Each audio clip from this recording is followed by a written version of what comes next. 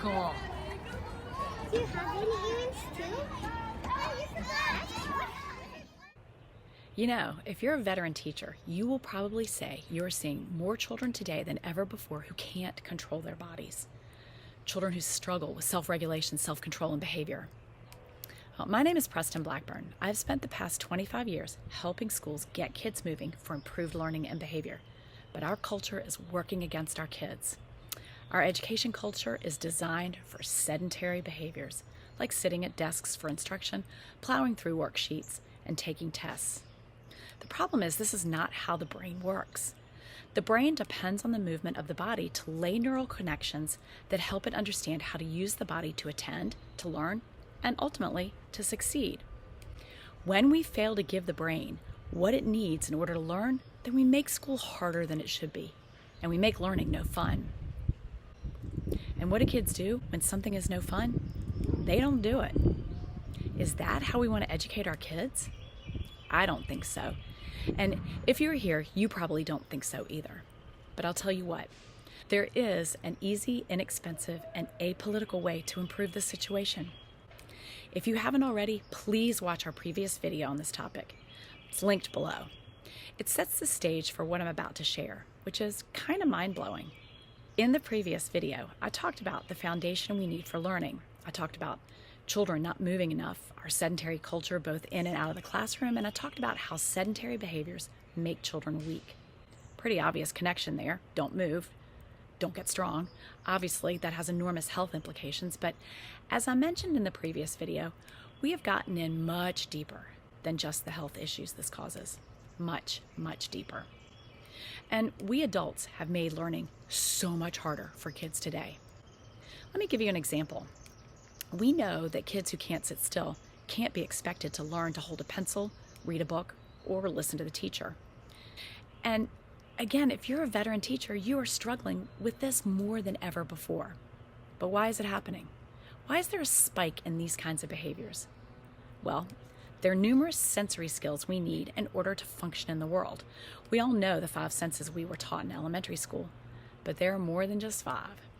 Now, our parents and grandparents and parents from all of history didn't need to know about the others because they were being built in the background as we played and moved our bodies.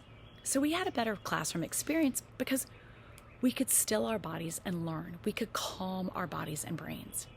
But our sedentary culture today keeps that from happening.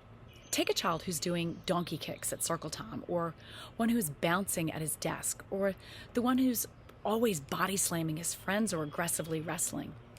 Well, he's hurting his peers, and he might be hurting himself as well, but he's also distracting his teachers who want to keep everyone safe, he's distracting his friends, and he's being told constantly to sit still.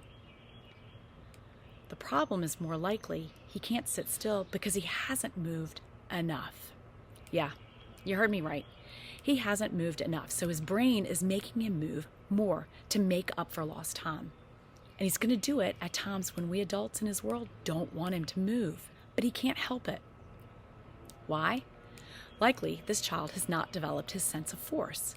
This sense of force lives in our ligaments and joints, and it helps our brains build a mental map of our bodies by using the weight of our limbs to tell our brains what our arms and legs are doing in relation to the world and to each other. This mental map helps us move with skill, whether it's to kick a ball, climb a tree, or write our names. And this understanding of force helps us understand the difference in force needed to pick up a stick and crack open a piñata versus the amount of force needed to pet a kitten or hold an egg. And when our brains understand this, then we transfer it to the classroom. And we can understand the difference in force needed to squish Play-Doh into a shape versus the force needed to put pencil to paper without breaking the tip, or the force needed to erase the paper without ripping it. The problem is, when our brains don't understand the differences in force, when our brains don't understand where our bodies are and what they are doing and how much force it takes to move and control them, then our brains will make our bodies move anyway to make up for it, to find out and explore. And children who haven't built an understanding of force by jumping, pulling, pushing, and climbing are going to bump into things. They are going to body slam friends, walls, and floors. They are going to aggressively wrestle, hug, or cut in line. They are going to be overly forceful in their work and play. And it's all because their brains don't understand force and are actively seeking out that information. And ultimately, what does this look like? It looks like an inability to self-regulate, poor self-control, or even bad behavior, when in truth, it's just their brains screaming for information that has not yet been received because they haven't moved enough. So what's keeping them from moving enough? There are lots of things. During the school day, schools have dramatically cut back on recess and PE. And after school, there are more parents who work, so there's more extended childcare. There's a greater concern about child abduction, so we keep children inside. There are fewer safe places to play in some neighborhoods, but most importantly, there's an unending supply of screen-based content. There can be no doubt that screens have taken over traditional forms of play. And when children are using technology, are they jumping, pulling, pushing, and climbing? Are they putting pressure on their joints? Are they giving their brains information on force? Absolutely not. So their brains have no choice. They have to actively seek that information in every unproductive and unsafe way there is. But it's very easy to fix. We can fix it with more moving, more jumping, pulling, pushing, and climbing. Our kids need heavy work, heavy chores, and heavy play. They need to take out the trash, stomp the recycling, wipe down tables. They need to carry heavy books. They need to run uphill, push and pull sleds and wagons filled with heavy things. They need to dig in the dirt, build forts, carry buckets of sand and water, sweep, rake, hang from the monkey bars, bear crawl. All of this heavy work gives their brains essential information on force, and all this work will help their brains understand how much force it takes to move and control the body, so when it's time to sit still, listen, and learn, they can. Children are designed to move a lot. They move their bodies to feed their brains exactly what they need for appropriate development. But our education culture does just the opposite.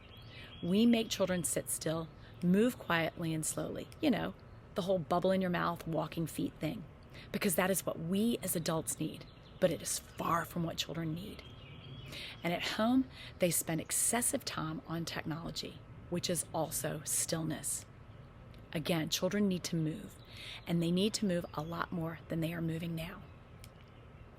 The brain science behind this is mind-blowing. You've gotten just a taste, but there's so very much more. So check out our website, linked below, for more information. You know, our responsibility as the adults is to make learning easier, more accessible, and ultimately more fun for kids. If we can do this, I'm sure our literacy rates will improve, classrooms will be places of happy learning, and teachers will stay in the profession. It isn't rocket science, it's brain science, and it's logical, and 1,000% developmentally appropriate. So let's get out of the way and let kids play. We'll outsmart the Wiggles and make learning easier and more fun.